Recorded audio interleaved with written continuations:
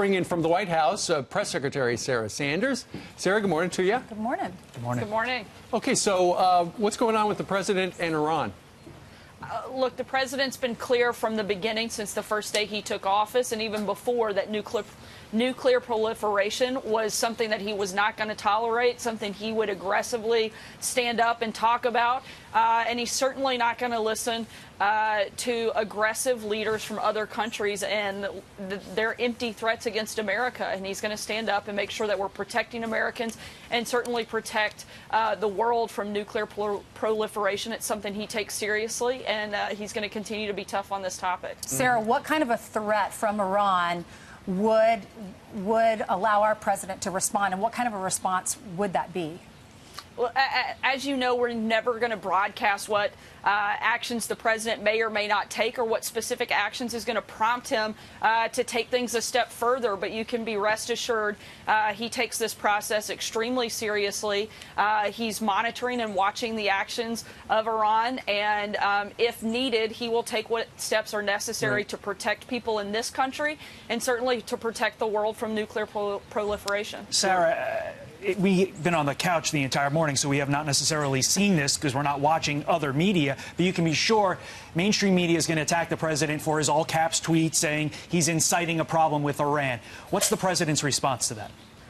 The only person that is inciting anything is Iran. The president has been very, very clear, again, since day one, what his objectives are. And he's certainly not going to tolerate the leader of Iran making threats against Americans, making threats against this country, making threats against Israel. This is a president who is going to stand up and make sure he is doing what is necessary. He's showing peace through strength. But if needed and steps are required, this president is not afraid to take them. You know what, Sarah, this is somewhat reminiscent of last August when the president was going back and forth with Kim Jong-un, calling him Little Rocket Man, and, Kim Jong-un was saying some derogatory things as well. But then eventually the president talked about fire and fury. You better look out, or fire and fury coming your way, which ultimately led to direct talks with Kim Jong-un.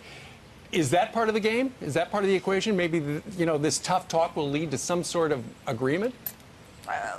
Look, the president certainly uses tough language, but he's also not afraid to take tough steps if necessary. Thankfully, it didn't come to that with North Korea. Hopefully it doesn't come to that with Iran or anyone else. This is a president who wants to see peace. This is a president who wants to work with other world leaders. This is a president who wants to bring people together. But at the same time, he is going to do what is necessary to protect Americans and to make sure that he's laid that out very clearly. I don't think there's any question what Donald Trump's idea is here is that he's going to do whatever is necessary to protect Americans. Sarah, let's talk about the FISA warrant application. Congress has been asking for this. Republicans in Congress have been asking for the unredacted form. Well, Judicial Watch, through Freedom of Information Act, they got this, and it's 412 pages. If you start flipping through it, you can see all the redactions. Well, Congress sent a letter. You have 13 Republicans in Congress, led by Devin Nunes. Trey Gowdy was part of this.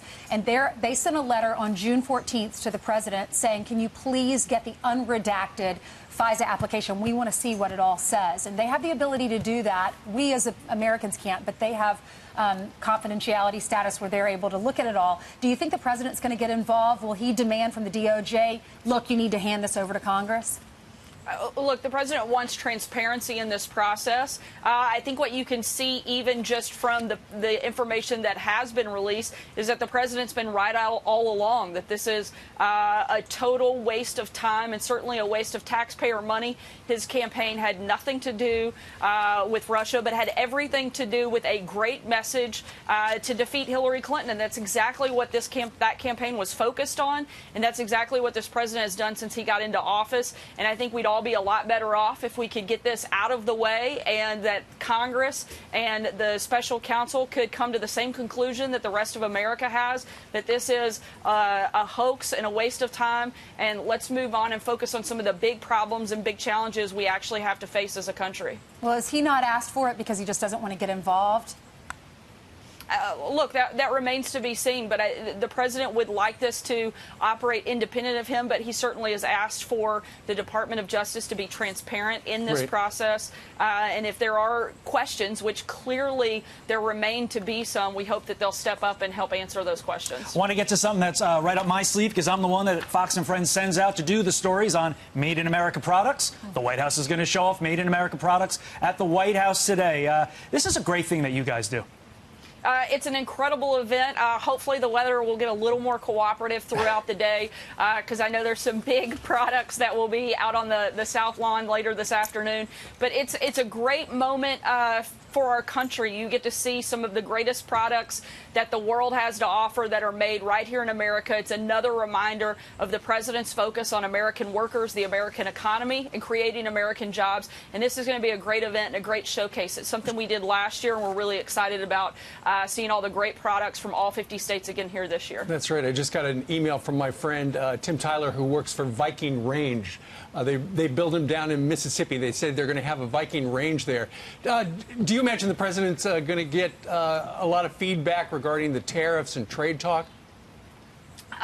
Look, again, the president has been extremely focused on making sure we're doing everything to protect American workers and to grow American industry. And this event is exactly another reminder of that focus of the president. I don't think that will be the big topic of conversation. I think the fact that the economy is booming and growing like never before, that we have a better job market and job environment that we've had in decades, I think that'll certainly be something you hear talked a lot about. And maybe, just maybe, we could put that Viking range to use, Steve. I know you got a new cookbook. If you get some free time, maybe you can pop down here this afternoon and we can make some pie or some other she loves making a pie. Out of your book. Pie. Is what she I was going to say, Steve, that's a good contact to have. Can you give us all his number? No kidding. Viking's a great company. All right. Well, Sarah, good luck with the activity this afternoon. I hope the rain holds off.